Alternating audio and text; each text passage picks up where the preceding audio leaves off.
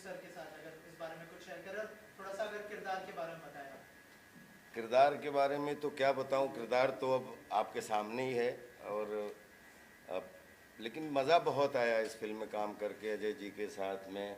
मुझे राजीव ने बताया, मेरा दोस्त, कि मैं पहले बहुत ज़्यादा इसको सीरियसली नहीं लिया, लेकिन जब स्क्रिप्ट आई, स्क्रिप्ट पढ़ी, तो मुझे लगा कि ये डिफरेंट फिल्म है। मैं बस इतना ही कह सकता हूँ कि फिल्म करते हुए बहुत मज़ा आया। अजय जी ने बहुत अच्छे से, पीयूष जी ने हमारा जो ये आने वाला आप लोगों के सामने बहुत ही मेहनत की भाई ने, और इतना पूरी टीम ने यहाँ से लेके लद्दाख तक पूरा अपना खून पसीना लगाया। और पूरी टीम को शुभकामनाएं देता हूँ। जितने भी हम सब एक्टर्स ने, उसमें बहुत सारे एक्टर नामचीन एक्टर हैं, तो पूरी टीम को बस यही कहना चाहता हूँ कि इस तरीके की फिल्में करने में मुझे भी आनंद आता है, क्योंकि डिफरेंट तरीके का रोल करने का सौभाग्य मिलता है। और इसमें जितने भी कैरेक्टर हैं, सबके अलग अलग रोल हैं। मुझे लगता है मेरा कैरेक्टर भी आपको कुछ डिफरेंट देखने को मिलेगा, क्योंकि आपको जैसा कि इंट्रोगेशन से पता लग रहा है कि मर्डर मिस्ट्री है। और बस इतना ही कह सकता हूँ। बाकी यहाँ डायरेक्टर बैठे हैं, प्रोड्यूसर बैठे हैं, हमारा लीड एक्टर बैठा है, सारे लोग बैठे हैं, एक्टर्स बैठे हैं, सब लोग जो है वो फिल्म देख के आपको 100% मज़ा आएगा, मुझे ये पूरी उम्मीद है। तो सर थोड़ा सा अपने रोल के बारे में रोल के बारे में मैंने जीवन में कभी नहीं बताया, क्योंकि रोल के बारे में बताएंगे पूरी कहानी ओपन हो जाएगी, कहानी के बारे में बताएंगे रोल ओपन हो जाएंगे। अब रोल आपके सामने, हम लोगों ने तो चाशनी बना के आपके सामने बढ़िया पेश करने की कोशिश की है। कल ही तो अपनी कुछ ही घंटों में जो है वो आने वाली है। और आप लोग रोल देखें, आप सब टीचर हैं। हमेशा मैं तो, चाहे मीडिया हो चाहे हमारा ऑडियंस हो, मैं हमेशा एग्ज़ाम दे के उनके सामने छोड़ दे, जो नंबर मिले वो स्वीकार है। एक सवाल ये है कि कॉमेडी रोल्स भी काफ़ी आपने किए हैं, हाल फिलहाल में एक मकतूब और आपकी ये इनोवेशन जैसे फिल्में आई जो बहुत सीरियस रोल जहाँ पे आप प्ले करें, तो कॉमेडी में ज़्यादा इजी आसान रहता है आपके लिए, या इस तरह का सीरियस रोल आपको ज़्यादा? देखिए, पिछले 20 साल में ज़्यादातर जो भी सिनेमा बना है वो कॉमिक इंटरल्यूड के साथ बना है। चाहे कितनी भी बड़ी फिल्म हो चाहे कितनी छोटी, सब फिल्में जो हैं वो कॉमिक ज़्यादा बनी हैं पिछले 25 साल में। तो मैं सौभाग्यशाली हूँ कि कॉमेडी फिल्मों का भी हिस्सा होने का सौभाग्य मिला, और उसमें किंग ऑफ कॉमेडी होने का भी सौभाग्य मिला। लेकिन मैंने जब अपनी फिल्मी करियर की शुरुआत की, मेरी जंगल से शुरुआत हुई, फिर मेरे प्यार तूने क्या किया मैं कॉमेडी के लिए रामू जी ने अप्लाई किया, फिर उसके बाद रामू जी ने मुझे मैं माधुरी दीक्षित बनना चाहती हूँ। आफ्टर महमूद भाईजान, 4 फिल्में सपोर्टिंग, 2 फिल्में लीड, 4 फिल्में सपोर्टिंग, 2 फिल्में लीड। तो लगभग क्योंकि कॉमेडी फिल्में खूब लोगों को मज़ा आता है, लेकिन मैं सौभाग्यशाली हूँ कि मैंने लगभग 15 से 20 फिल्में लीड सीरियस फिल्में की हैं, जिसमें अंडर ट्रायल ले लो, मैं माधुरी दीक्षित बनना चाहती ले लो, मैं मेरी पत्नी और वो ले लो, अभी काम चालू है, रिलीज़ हुई, उससे पहले अर्ध रिलीज़ हुई, अब हम तुम मकतूब रिलीज़ होने के लिए है, रामा रामा क्या, ऐसी बहुत, भोपाल प्रेयर फॉर रेन करने का सौभाग्य मिला। और आप मुझे किसी भी नाम से पुकारें, मैं 3 डायमेंशनल एक्टिंग करने के लिए बना था, क्योंकि मैं चार्ली चैपलिन साहब का फॉलोअर रहा हूँ। एक ही आदमी मैंने चुना जिसने 7 एवरेस्ट को क्रॉस कर दिया, एवरेस्ट को 7 टाइम्स जो है पहुँचा अपनी क्रिएटिविटी के माध्यम से। तो मैं जब अपने आप को देखता हूँ तो मुझे लगता है कोई आदमी एक्टर कॉमेडियन नहीं होता, कोई सीरियस नहीं होता, कोई भी विलन नहीं होता। वो स्क्रिप्ट और डायरेक्टर का इंटरप्रिटेशन डिसाइड करता है कि आपको कौन सी भूमिका करनी है, क्योंकि जितनी भी जो फिल्म का इंटरप्रिटेशन या फिल्म जो डिज़ाइन होती है वो डायरेक्टर का ही इंटरप्रिटेशन होता है और राइटर की परिकल्पना होती है, हम तो उसके ऑब्जेक्ट होते हैं बस। सर, ओटीटी के इस दौर को कितना एंजॉय कर रहे हैं? वैसे आप एज एन एक्टर आपको इस चीज़ का मतलब बहुत एंजॉय कर रहा हूँ, क्योंकि बहुत अच्छा लग रहा है कि अभी जैसे 10-12 प्रोजेक्ट हैं, उसमें 2-4 जो आपकी 100 करोड़ क्लब के ऊपर वाली फिल्में, उसमें किसी में टॉप 5 एक्टर्स में हूँ, किसी टॉप 4 एक्टर्स में हूँ, कुछ 2-3 वेब फिल्में हैं जिसमें लीड में हूँ, 2-3 वेब सीरीज़ हैं उनमें लीड में हूँ। तो अच्छा है कि ओटीटी आ जाने के बाद में, क्योंकि 52 सप्ताह होते हैं ब्रदर साल में, 500 फिल्में बनती हैं, 10 फिल्में 1000 फिल्में बनती हैं। अब किस किस को कहाँ पे जगह मिले, तो मुझे लगता है जो अच्छे कंटेंट हैं, कॉन्सेप्ट हैं, वो ओटीटी के माध्यम से कितने एक्टर्स जो टैलेंटेड एक्ट्रेस हैं, टैलेंटेड एक्टर हैं, उनको मौका मिला है। मैं सौभाग्यशाली हूं कि 70 mm का हिस्सा हूं। पहले टेलीविज़न से शुरुआत की थी, फिर विलन से शुरुआत हुई, फिर मुख्य भूमिका भी मिली, कॉमिक भूमिकाएं भी मिली। और जो मैंने 2000 थैंक्स टू राम गोपाल वर्मा जी, ये भी वर्मा जी हैं तो थैंक्स टू राम गोपाल वर्मा जी, जिन्होंने मुझे कम से कम 5-6 पायदान ऐसे ट्राई किए मेरे ऊपर, जिसमें विलन से लेके मुख्य भूमिकाओं तक। तो वो परंपरा मैं कोशिश कर रहा हूँ कि आगे भी बढ़ा कर रखूँ, कि कभी लीड, कभी सपोर्टिंग, और कभी वेब सीरीज़। कभी ये OTT ने हज़ारों लड़की लड़कियों को, टैलेंटेड डायरेक्टर्स को मौका दिया है अच्छा कॉन्सेप्ट लाने के लिए। God bless them all. आपने तमाम फिल्मों में काम किया है, बहुत सारे जॉनर्स में, कॉमेडी में भी, हॉरर में भी सबमिट किया, पर जो पहचान मिली वो कॉमेडी। अभी किसी को अगर बताना हो कि राजपाल यादव किस जॉनर की फिल्मों में काम करते हैं, तो सिर्फ एक ही जॉनर लोग बता पाएंगे, दैट इज कॉमेडी। यहाँ पे पूरे बॉलीवुड में कौन सा एक्टर है जो बताओ आप पिछले 20 साल से कॉमेडी जॉनर में ट्राई नहीं कर रहा है? पिछले 20 साल से चाहे लीड हो चाहे सपोर्टिंग हो, everybody is trying to do comedy. और उसमें अगर 500 लोग कॉमेडी ट्राई कर रहे हैं और राजपाल यादव को पहचान उसमें भी मिल रही है, पहचान जंगल में भी मिल रही है। मैं माधुरी दीक्षित बनना चाहती हूँ, टॉप 7 एक्टर्स में बेस्ट एक्टर का नॉमिनेशन पाए एक छोटी सी फिल्म, तो इससे बढ़िया और क्या हो सकता है मेरे लिए। एक हाफ सेंचुरी में लगभग 500 चरित्र, 11-12 साल से लगातार एक्टिंग कर रहा हूँ, कभी थिएटर में, कभी नुक्कड़ में, कभी टेलीविज़न पे, कभी फिल्मों में, और एक्टिंग ही करता चला आ रहा हूँ। जॉनर आप डिसाइड करो, हम तो अभिनय करने के लिए बने हैं। क्या क्राइटेरिया होता है जब आप किसी भी किरदार को चुनते हैं? अगर मैं student, every day is beginning day, every day is learning day. मुझे लगता है 97 में जब मैं मुंबई आया था, I was a Noon struggler. In 2025 I am well Noon beginner, nothing. अच्छा, फिल्मों में ज्यादातर होता है, अगर कॉमेडी की फिल्म में बात करें तो आपको इम्प्रोवाइजेशन का चांस ज्यादा मिलता है, ऐसा मैंने सुना है। ऐसा नहीं है, ये डायरेक्टर बैठा एक शब्द की भी इम्प्रोवाइजेशन नहीं दिया इसमें, और अगर हम लोगों ने किया तो काट दिया। तो हम लोग कभी इम्प्रोवाइज नहीं करते, हमारी बाउंड्रीज होती हैं। जो अच्छा एक्टर होगा वो डिसिप्लिन्ड ही होगा, वो डायरेक्टर के इंटरप्रिटेशन से बाहर जा ही नहीं सकता। हाँ, ये होता है कि डायरेक्टर है, आपने 2-3 तरीके से अपना रोल करके दिखाया, उसको जो समझ में आया उसने कहा यही मुझे चाहिए, वो तो होता है, उसी का नाम तो प्रैक्टिस है।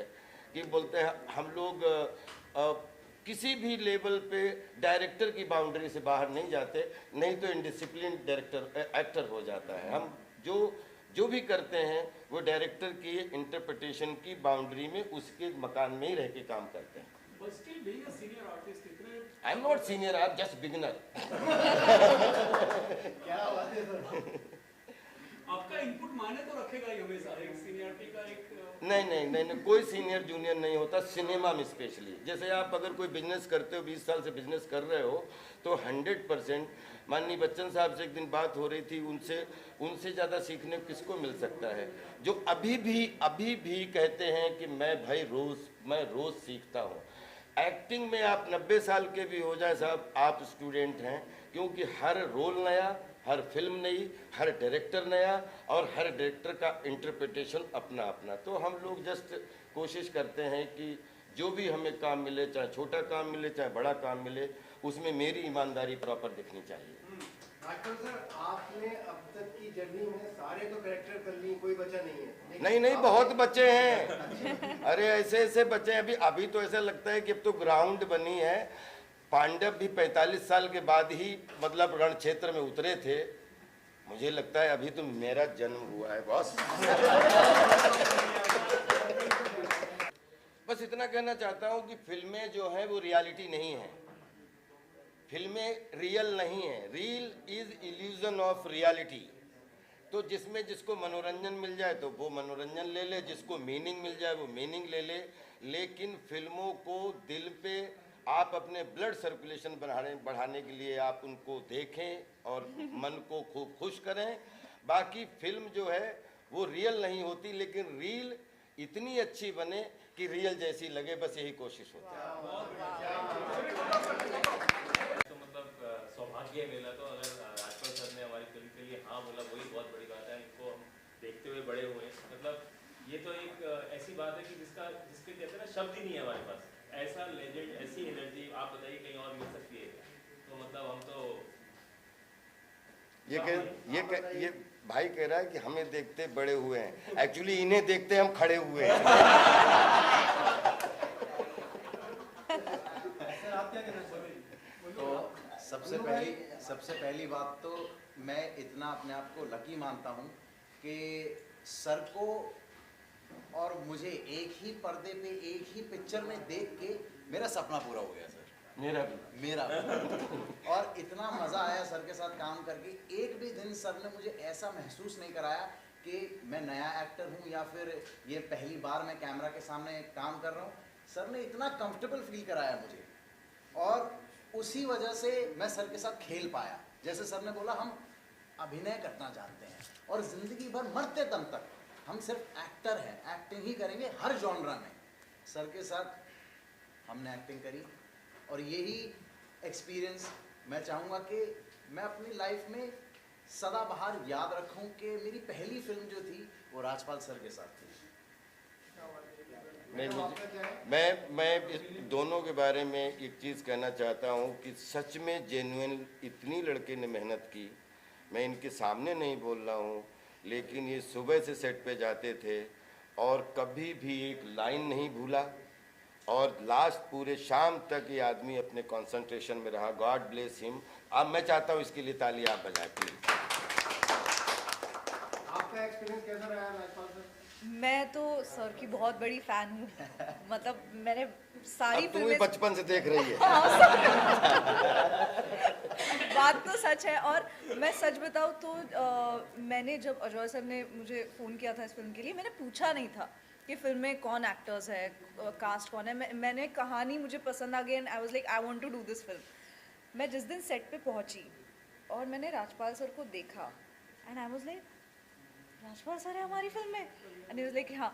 I was like oh my God, because मैंने इनको सिर्फ स्क्रीन पे देखा है, मैंने इनकी फिल्में देखी है, मैं इतनी बड़ी फ़ैन हूँ इनकी, और मैं इनके साथ स्क्रीन शेयर करने वाली थी। मेरे लिए बहुत बड़ी बात थी। I was excited, nervous, and बहुत मज़ा आया मुझे इनके साथ काम करने में। राजपाल जी, क्या है फिर इसी में आपकी ऑडियंस पप्पू को देख पाएगी? I hope so.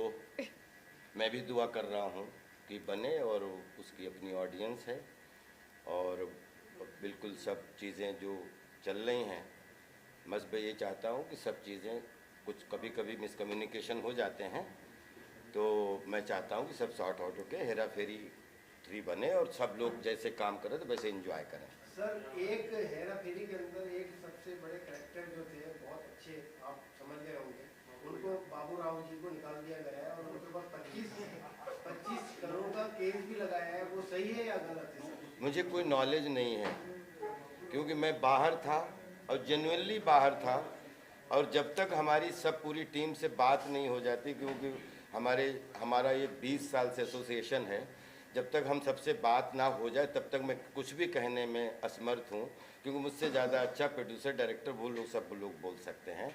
मैं हिस्सा था, हिस्सा हूँ, और फिल्म बनेगी, हिस्सा रहूँगा। एक्सपीरियंस तो उनके साथ शायद उनको याद नहीं होगा, मैं पहले बार मिला था। मैंने अपनी करियर स्टार्ट की एडिटिंग से, वो भी राम गोपाल वर्मा के साथ ही। अरे क्या बात कर रहे हैं? जी।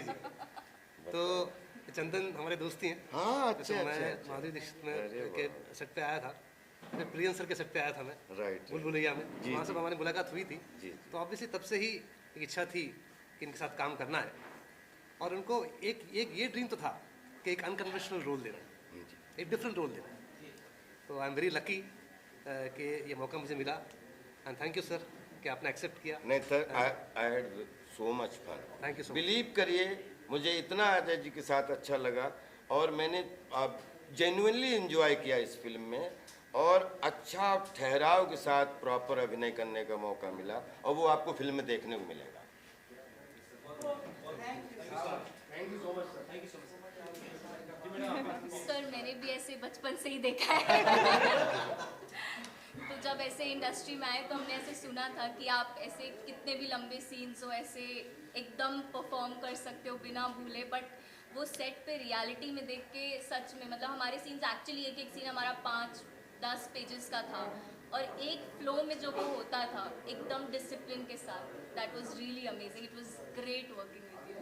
Thank you, God bless you. हाँ सर, मैं कई पुलिस अफसरों से मिला दिल्ली में और उनसे वार्तालाप करी मैंने। काफ़ी लंबे समय तक चर्चा करके मैंने उन्हें पटाया और बोला कि सर मैं पुलिस वाला बनना चाहता हूँ। तो वो ज़ोर से हंसे। तो फिर वो ज़ोर से हंसे तो मेरा ना मनोबल थोड़ा टूटा। मैंने बोला नहीं सर, मैं एक्चुअल में पुलिस वाला बनना चाहता हूँ। पर वो कहते तुम्हारी उम्र निकल चुकी है, तुम 30 के लग रहे हो। मैंने बोला नहीं सर, मैं पुलिस वाला बनना चाहता हूँ एक फ़िल्म के लिए। तो वो कहते अच्छा, फ़िल्म के लिए पुलिस वाला बनने चाहते हो तो हम बिल्कुल आपकी सहायता करेंगे और आपको एक लाइव इंटेरोगेशन दिखाएंगे। तो मैं पहुंच गया और लाइव इंटेरोगेटर्स वहाँ पे जितने भी पुलिस अफसर थे वो सारे सिविल वर्दी पहने हुए पुलिस ऑफिसर्स थे। उनके बीच में बैठ के मैं बस चुपचाप एक स्टूडेंट की तरह उन्हें देखता रहा और उनके इमोशंस को, उनकी बात करने के तौर तरीके को, उनके लहजे को, उनके बॉडी लैंग्वेज को बारीकी से पढ़ता रहा। और जब तक पढ़ता रहा जब तक मुझे विशाल नहीं मिल गया। और एक समय ऐसा आया जब एक पुलिस अफसर जो और ये हाल ही में जब ये एक्चुअल इंटेरोगेशन इन्वेस्टिगेशन चल रही थी तो मेरे साइड में ही इनकाउंटर्ड क्रिमिनल लेटा हुआ था, आधी टांग टूटी हुई थी उसकी। और मैं उसकी तरफ देख रहा हूँ और मैं पुलिस वाले की तरफ देख रहा हूँ, फिर मैं उसकी तरफ देख रहा हूँ। फिर वहाँ से एक पुलिस वाला आया और आपने ट्रेलर में भी देखा होगा जैसे मैंने पैर रखा था उस पर, वो पुलिस वाले ने एक्चुअल में मेरे सामने कुर्सी के साइड में पैर रखा। और ये मैंने अजय सर को बताया। मैंने बोला सर देखिए मेरी पहली फिल्म है, मैं अगर कुछ चाहूँ, आपने इतना बड़ा मुझे रोल दिया है, सबसे पहली बात उसके लिए बहुत बहुत धन्यवाद। बट अगर मेरी एक छोटी सी भी रिक्वेस्ट होएगी तो मैं ये कहूँगा कि मेरे कैरेक्टर की जो कैरेक्टर का जो इंट्रोडक्शन होगा फिल्म में वो मेरा पैर रखते हुए होना चाहिए, जो कि मेरी इंस्पिरेशन उस एक्चुअल इंटेरोगेशन से ली गई थी। तो बहुत सबसे पहले तो वो जो इंस्पेक्टर थे उनके लिए सर अगर आप ये इंटरव्यू देख रहे हैं तो बहुत बहुत धन्यवाद। आपका आपकी लात मैंने कॉपी करके मैंने उस फिल्म में वो लात लगाई है और कई किरदारों को मेरे किरदार ने लातें मारी हैं। Thank you. आप क्या कहना चाहेंगे? मेरा बहुत ही एक इंटरेस्टिंग और एक मिस्टीरियस कैरेक्टर है जिसका नाम है तारा इस फिल्म में। और जैसे कि ये 4 सस्पेक्ट्स है तो she is one of the suspects in that film. ज़्यादा मैं रिवील नहीं करना चाहती अपने किरदार के बारे में क्योंकि जैसे ये सस्पेंस रिवील होता है वैसे उसके कैरेक्टर के बारे में भी रिवील होता है। वो दिखती एक है, कुछ है और ही, तो वो क्या है वो आप फिल्म देख के ही आपको समझ में आ जाएगा। But it was a very interesting character to play. और एक्चुअली मज़ेदार बात मेरे कैरेक्टर की ये है, इनफैक्ट मेरी कास्टिंग की ये है कि मैं 2 दिन पहले मेरा कास्टिंग हुआ था इस फिल्म में। एंड बहुत सी चीज़ें मैं धीरे धीरे समझ पाई हूँ, जैसे हमारा शूट आगे बढ़ने लगा वैसे। सो मेरे लिए भी एक सस्पेंस रिवील होने जैसा ये शूट था, जिसके बारे में अजय सर और इंटरेस्टिंगली बता पाएंगे कि क्या हुआ था exactly. But yeah quite a fun film to shoot.